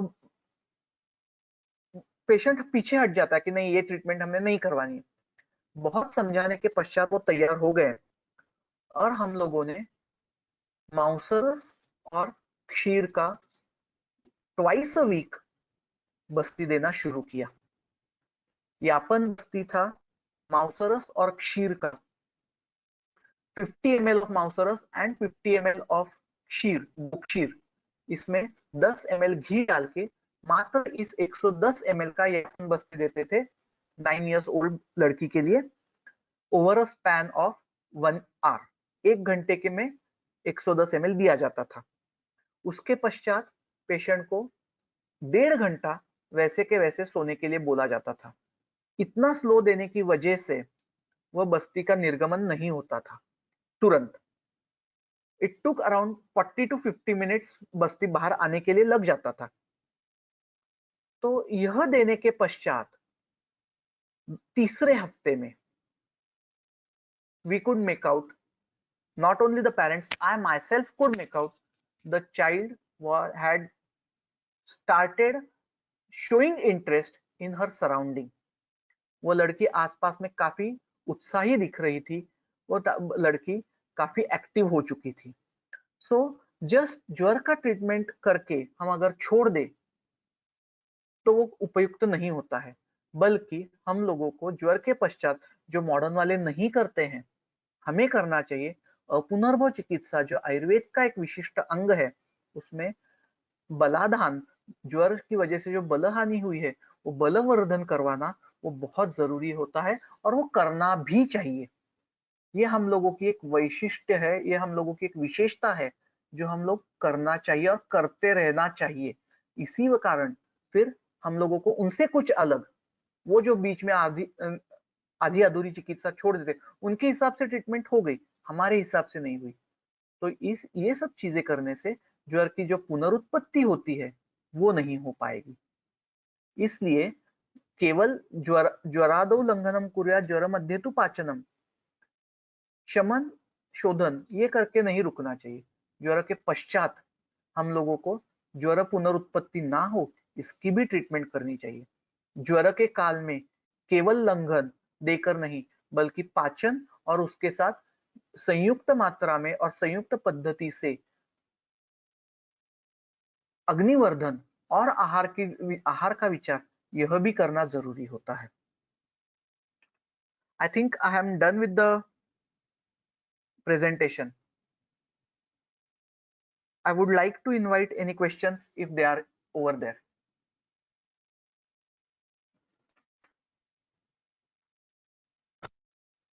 Good evening, sir. Yes. Am I audible? Yes, you Hello. are. Thank you, Yes, sir, you are. for such an informative session. Thank you hello very much.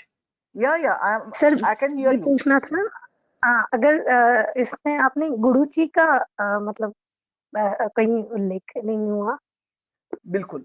और गुरुची का गिलिटिका जो हम जी, गुरुची का जो प्रयोग है बच्चों में, मैंने आज तक गुरुची चूर्ण का प्रयोग ज्वर में कभी नहीं किया है। गुरुची का प्रयोग तिक्त बस्ती या तिक्त क्षीरपान, इसमें मैंने प्रयोग किया है जो बलाधान के लिए किया गया है। Okay sir, thank you sir. एक और क्वेश्चन था, अगर 1 साल के अंदर का बच्चा है, स्तनपान कर रहा है, तो उसकी माता को अगर हम चिकित्सा दे, या माता अगर उसको हम ट्रीटमेंट ये सारे कल्प या हम पाचक दे, तो वो स्तन्य में से उस बेबी तक पहुंच पाएगा? यस, मैं ये बात बताना भूल गया, जो छोटे बच्चे होते हैं उनको अगर हम लोग ट्रीटमेंट देना चाहते हैं तो कई बार हम लोगों को 6-8 महीने के बच्चे होते हैं जिनमें हम लोगों को बाह्य हेतु दिखाई नहीं देते हैं, तो उनमें स्तन्य दृष्टि की वजह से ज्वर उत्पत्ति होती है। और उन बच्चों में केवल बच्चे की चिकित्सा करके कोई फायदा नहीं होता है। तो ऐसे हालात में हमें माता की भी चिकित्सा करना बहुत जरूरी होती है। ऐसे इसमें बच्चों में जब मेडिसिन देना बहुत मुश्किल हो जाता है तो हम लोग 2 प्रकार से दे सकते हैं जो काश्यप में बताया गया है और प्रैक्टिकली संभव भी है। एक तो माँ में जो स्तन्य दृष्टि हो चुकी है उस स्तन्य को शोधन करना जरूरी होता है, ये एक किया जा सकता है। सेकेंडली, बच्चे में दवाई देने के लिए दो प्रकार बताए गए हैं। एक, मात्रा बहुत अल्प होनी चाहिए, इसलिए माता के स्तन पे लेप करके वो जब वो सूख जाए, वो सूखा हुआ लेप निकाल दे और फिर उस स्तन पे बच्चे को स्तनपान के लिए लगा दे, तो अत्यल्प मात्रा में और अति सूक्ष्म दवाई बच्चे के पेट में चली जाती है, तो उसका औषधि के स्वरूप में फायदा हो जाता है। यह एक, और ये हो संभव है करना।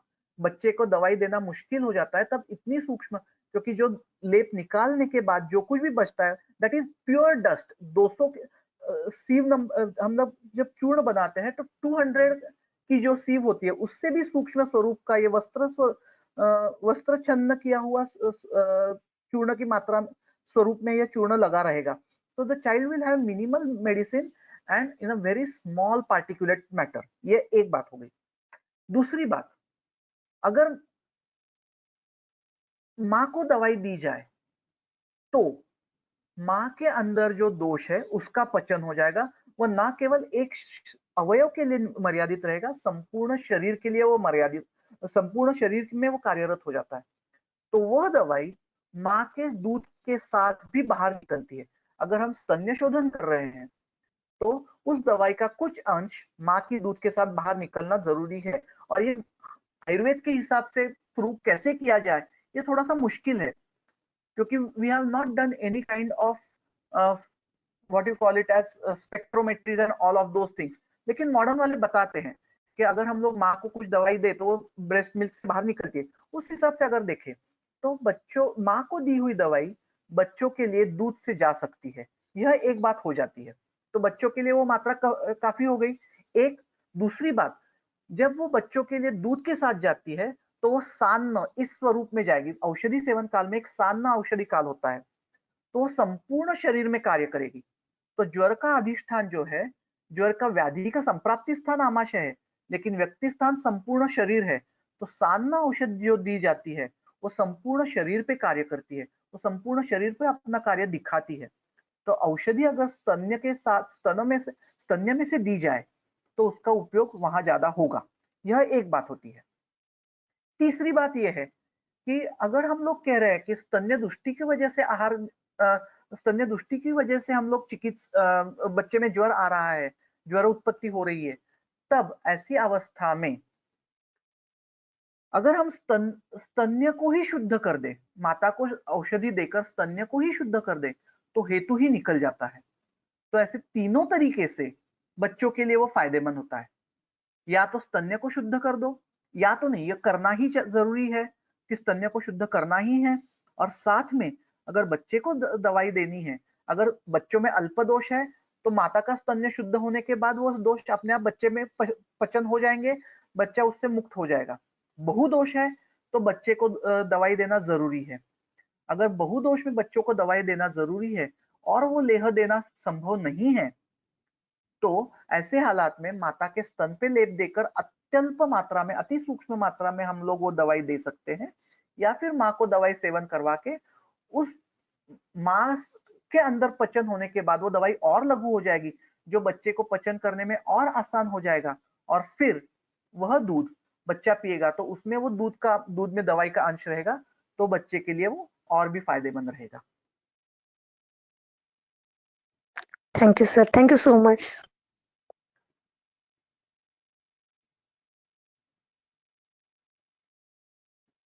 Any other?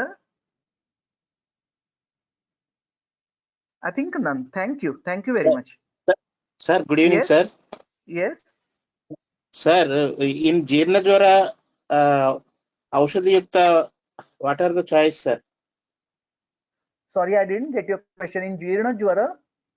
In Jeerna Jwara, Yes. yogas, Aushadhi yogas, what are that? In Jeerna Jwara, what yogas can be used? Is that your Yes, question? sir. Yes. Yes, Okay. sir. Yes, Okay. Jeerna sir. Jwara should consist anything which contains ghee or milk. This is the Sir. basic principle. Giving simple churnas is not acceptable. Giving Sir. avlehas is not acceptable. because the Agni is not that capable to digest Avleha. It is Sir. not capable of digesting the only medicine.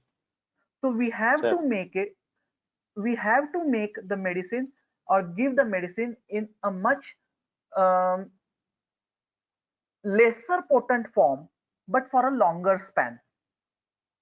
We cannot give Sir. a high potency medicine. जैसे हम लोग स्वरस देते हैं, that is a high potency medicine. जैसे हम कषाय देंगे, that is a high potency medicine. So we have to mix this medicine with some ahariya dravya which can be given. So what we can give is ज्वरहर द्रव्य जो है उनका क्षीरपाक बना के. It can be guduchi क्षीरपाक, it can be ashwagandha क्षीरपाक. These can be given. It can be aushadhi dravyas cooked with odan, or we can give it with peya, or we can give it with vilepis rather than giving it with manda. We can give these things. We can also give, मतलब हम लोग इन द्रव्यों का पाचन द्रव्य और तिक्त द्रव्य ज्वरग्न, those might be trikatu with kirat tikta, that might be parpatak with trikatu, it might be marich and with jirak. All these things along with ahariya dravya. The ahariya dravya should constitute the main part of the medicine. Apart from this, we can give 3 other types of arishtas which are really useful. The 3 arishtas are drakshasav, jirakadhyarishta, and arvindasav. These 3 arishtas which are quite saumya, they can be given very well to the child. Sir, in children, abhigataja jwara, due to abhigataja jwara will come. So practically speaking, I have not seen a case, or I have never diagnosed a case of abhigata jwar. Sir. Abhigata jwar has been explained in Samhitas, very true. But as I have not diagnosed anyone as abhigata jwar, I won't like to comment anything on that. Sir, and one more, sir, Pisachabad jwara. Yeah, Pishach jwar, yes, there are cases. I would tell you one thing, that practically when you see, patient says that the mother would say that yes, the child was very fine till yesterday or today morning, and all of a sudden there has been a rise in temperatures. Many a times it is severe temperature and the child becomes restless. So when you are unable to find out any basic cause of jwara, I would rather prefer it to call it as agantu jwara because of some abhishanga, pishacha, rakshasa, and all those things. And in that cases, chikitsa, normal chikitsa does work. It's not a big thing. It does work. But if you make something along with that, जैसे हम लोग हिंदी में कहते हैं नजर उतारना. Sir. If you do something like that, within in many cases you see dramatic results. Or in many times you can see that a patient has come up who gives you a history that the fever is for a long time, but do all medicine, it is not helping out. And in these cases, when you ask them कि आप नजर उतार लो बच्चे की, then in that cases, after the treatment works dramatically and you get dramatic results in that. That is where you can say that yes, this can be a Pishacha jwara. This is a retrospective diagnosis rather than a prospective diagnosis. Sir, same as like in Bhayaja jwara.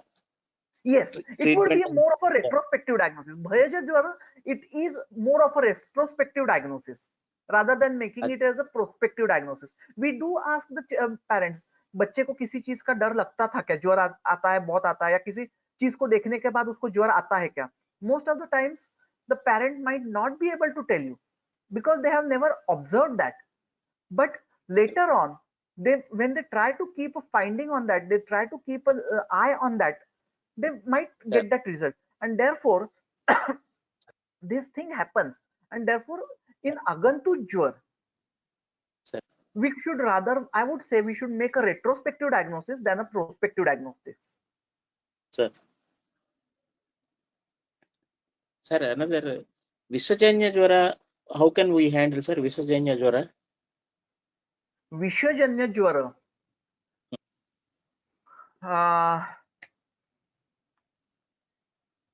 it's better not to handle आगंतुज विषजन्य ज्वर, those are असाध्य. Yes, जो निजज विषजन्य ज्वर है, which comes up because of ama, we can treat it with the treatment of pachan and shodhan. Sir, sir. Sir, in any jwara, can we apply Chandana Taila Bahi Prayoga? In all jwaras you can apply Chandanadi Taila, but the only thing is the abhyanga should not be done in the jwara vegavastha. Acha, acha, acha. When the child is having santapa, at that time you should not go for abhyanga. Acha. When the child's temperature has come down, you can go for abhyanga, but not during the when the child is having fever.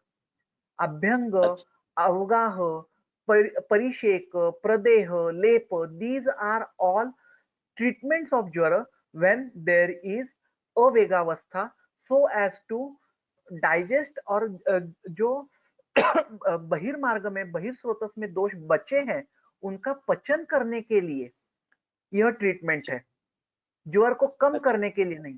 तो ये treatment देने के बाद ज्वर पुनरुत्पत्ति ना हो, या ज्वर की उत्पत्ति अगर होने भी वाली है तो वो उसका जो तीव्रता है वो कम हो, इसलिए ये ट्रीटमेंट है. ज्वर की अवस्था में, अगर ज्वर जब आ चुका है, आपका शरीर तप्त हो चुका है, ऐसी अवस्था में अगर अभ्यंग करेंगे, ऐसी अवस्था में आप प्रदेह करेंगे, तो वह ज्वर आप में मूर्छा उत्पन्न करेगा. इसलिए these treatments should not be followed when there is jwaravastha. When the jwar has subsided, at that time you can certainly and you have to do these things. Acha. Sir, one more doubt. Chills, sensation of chills. Yes. So then we go for any kashaya dravyas. If the see, most of the times fever is preceded by chills. Achha. And in that case,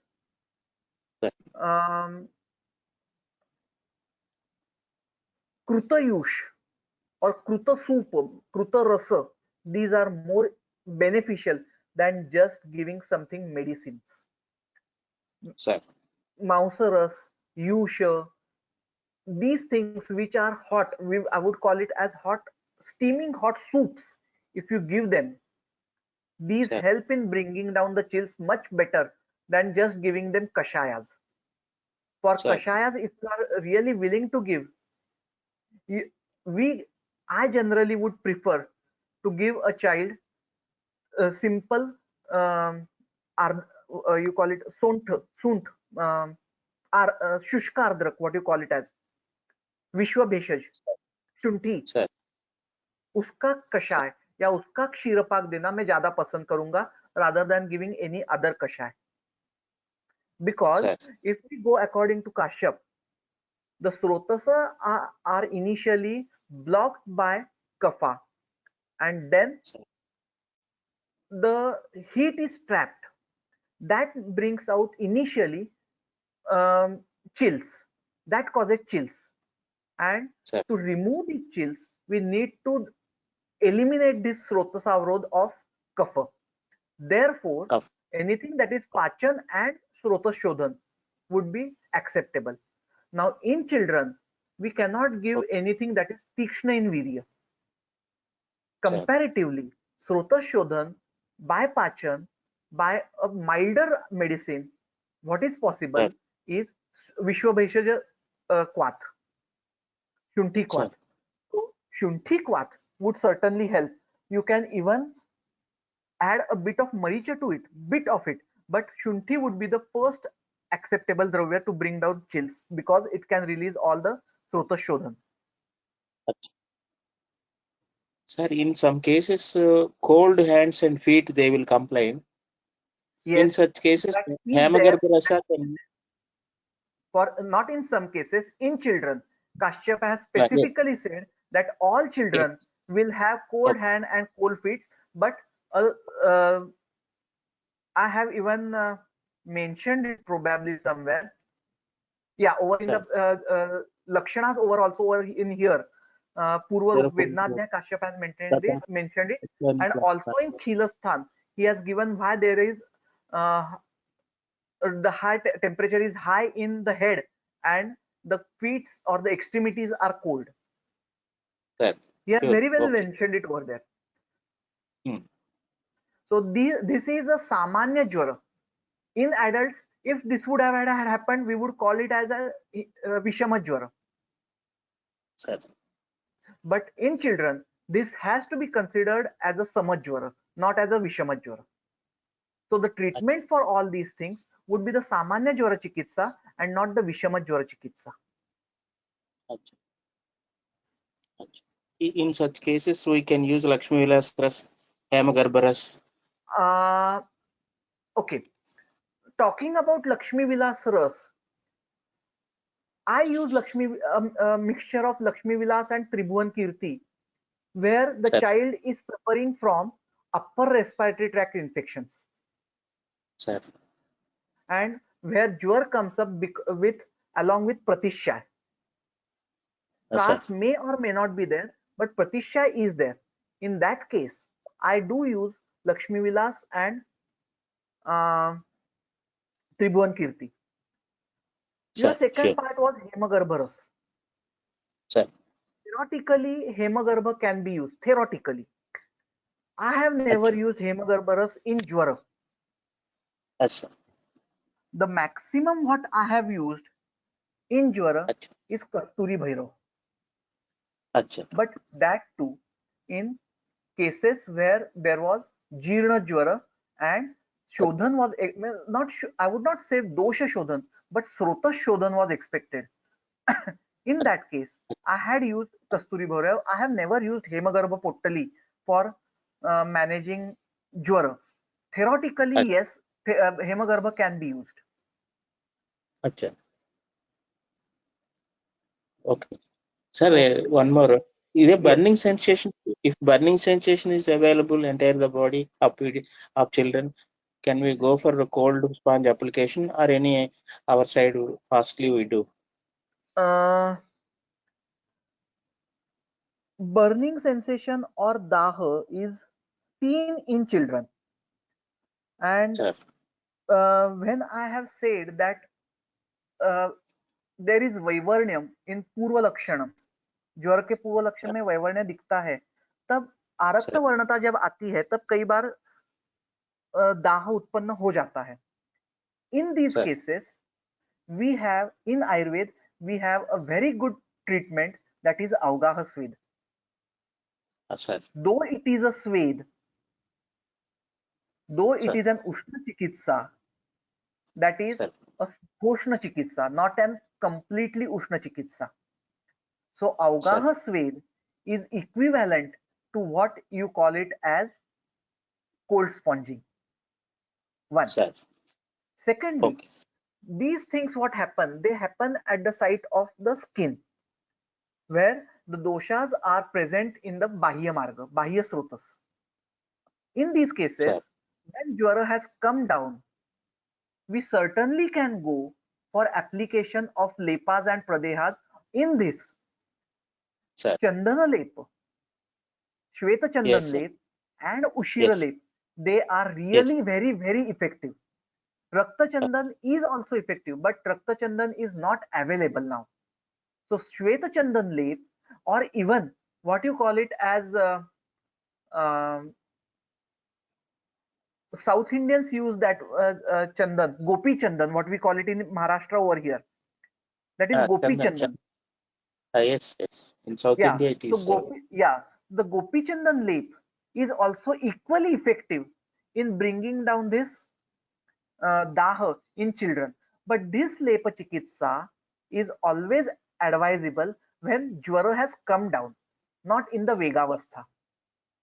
Okay. In vegavastha, you might ask the child to have an avgaha avgaha swedan for the child is acceptable, though ideally it should be done after the jwar has started coming down. But sometimes, yes, it is acceptable that avgaha sweat can be done that will bring down the core temperature and the external temperature down immediately. But lepas, no, lep should be always done when temperature has come down. Sir. And yes, you can apply chandan tail, chandanadya tail, what has been mentioned in the Charak Samhita Chikitsa Sthan 3. That tail is quite shita. You can ask the child to have an abhyanga with that, followed with avgaha or with pradeha. Sir. Yeah. Sir, one more doubt, sir. In children, pitta jwara, how can we handle, sir? Sorry, I didn't get the question. In children, pittaja jwara, pittaja fever. Pittaja jwara, how can we treat pitta jwara? Yes, yes. Yes, okay. Treating, see, I will tell you one thing. Sir. When you start treating jwara in children below 5 years of age, my personal advice would be treat children just for jwara. Don't try to differentiate it whether it is vata jwar, pitta jwar or kapha jwar. Firstly, because jwara in children below 5 years can cause multiple complications. So the first treatment is to bring down jwara. Yes. So below 5 years of age, go for samanya chikitsa. Then from chikitsa, what we find out that what medicine is more helpful, we can then add that thing or we can continue that thing for the pacifying that specific dosha. In children who are above 5 years, yes, we can, we have the choice to differentiate it.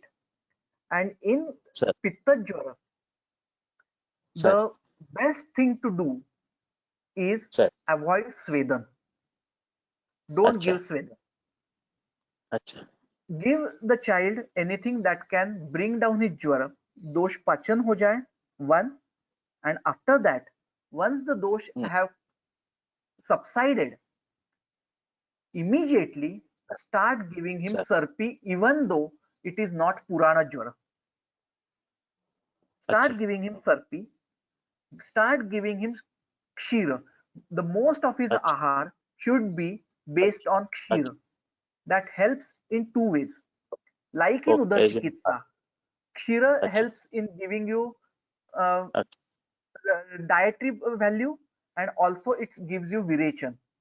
So that will help in removing pitta from the body. One. Sure. Secondly, when you give kshira, this is going to help in reducing the complications which will come up because of pitta. What jwara causes, what does jwara come up because it is ruksha pitta, right? Yes.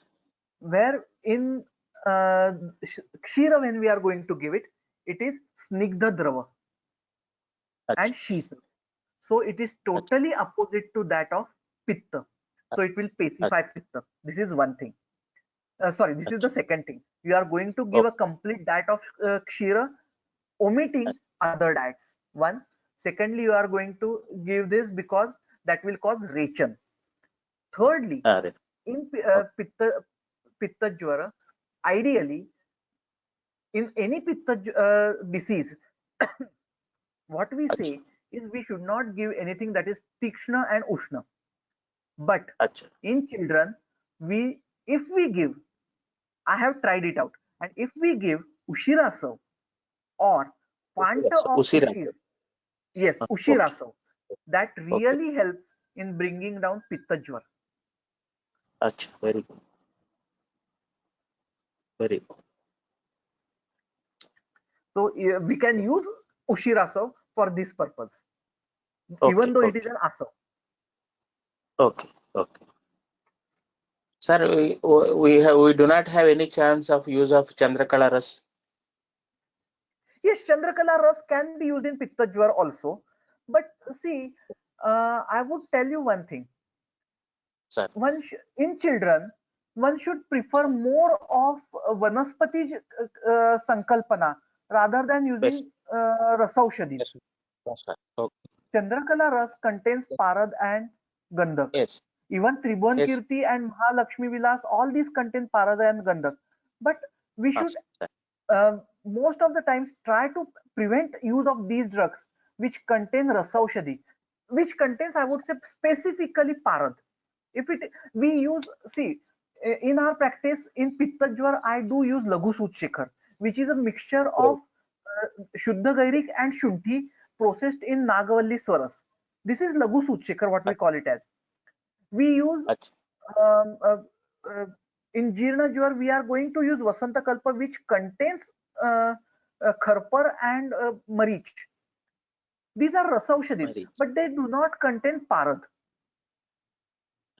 So in such a case, we are using it, but wherever possible, in children, try to Sir, prevent Rasaushadi, try to use sir. more and more of Vanaspati Aushadi, Vanaspati, and Vanaspati over Aushadhi, that, better. more and Sir, more of dietary medicine rather than simple plant medicine or animal medicine, more and more of okay. our dietary medicine. Kashyap in Bheshaja Upakramaniya Aushad, Adhyay of Khilasthan, he has specifically called Ahar as Mahabhaishajya. Sir, Ahar is Mahabhaishajya, it is the biggest medicine. So use sir, medicine along with food. yes, आहार को अगर हम लोग संस्कारित करेंगे तो उसका फायदा ज्यादा होगा. sir, So use more of dietary medicine rather sir, than using plain medicines. sir.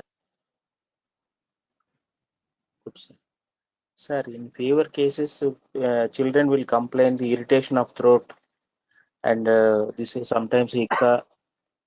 Can we go through this Kadiradivati like that? Yes, you certainly can go through it, but again, Sir, remember Khadir is kashay in ras, sir, and kashay dravyas are not advocated in Jwara Chikitsa. acha, So if you want to go for soothing of the throat, sir, two medicines can be used. One sir, is Mishri, what we call it Mishri, as Khadi Shakkar, and Shakkar, second one is Yashti Madhu. You can Yashtimadu, use okay, these, yes, you can use these two things to bring down the acha, soreness of the throat. Khadiradivati does help, certainly it helps, but being kashay in ras, acha, you cannot use it in the initial stages because sir, kashay ras is going to cause sir, stamban of the doshas and it will increase jwara. sir, okay. Yeah. Sir, in hiccup, what we do, sir, in children? Jwara hiccup. Suryanarayan sir, there are many Sir, people who are waiting here. So is it okay, possible that we can we restrict yeah, some things only okay. 4 questions per? I know you Thank are very exciting, but other also people wants to ask something. So take care of all these things. Huh? Okay, Okay. okay. Sir, Thank you. because he asked this question, I would finish up with this question. Yes, yes, sir. In Hikka, Sir, presence of Hikka in Jwar should be sir, considered as a serious question, serious entity. sir, It has been mentioned that presence of Hikka in Jwara is an Arishta Lakshan. So acha, rather, I would say make out whether it is Hikka because of Jwar or Jwar because of Hikka. This has to be acha. firstly diagnosed out. One. Yes, And yes, in sir, treatment of Hikka, two sir, things are done which are really sir. effective not only in Sir, children but also in adults. okay, One, we can give Matrustanya Nasya, acha, and acha, sir. secondly, we can give Basti. Hmm. These two things are certainly very effective in Hikka. Sir, The only thing Sir. what we need to do is, before Okay. treating it, we have to find out whether it is hiccup because of Cause. jwar or it is jwar because of hiccup. If it is hiccup because of jwar, it's better Sir. not to touch the patient, refer the patient, because hiccup in jwar, hiccup because of Okay. jwar is an Arisht Lakshan. Okay. Okay. Sure, sir. Sure, sir. Yeah. I understood. Sir, thank you. Sir, thank you Thank you. very much, sir. Thank you. Pranam, sir. Thank you. Thank you. Welcome. Okay, sir. Okay. Okay, sir. Okay. Okay. Thank you.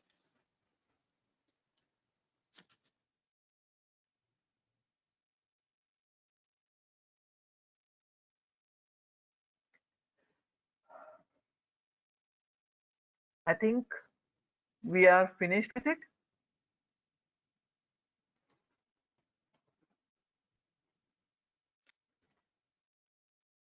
Yes, sir. We'll end with today's Okay. session. Thank you Yeah. for your Thank you. valuable Thank you very much. guidance and Thank you very much. guiding this our practitioners. Thank you. Thank you.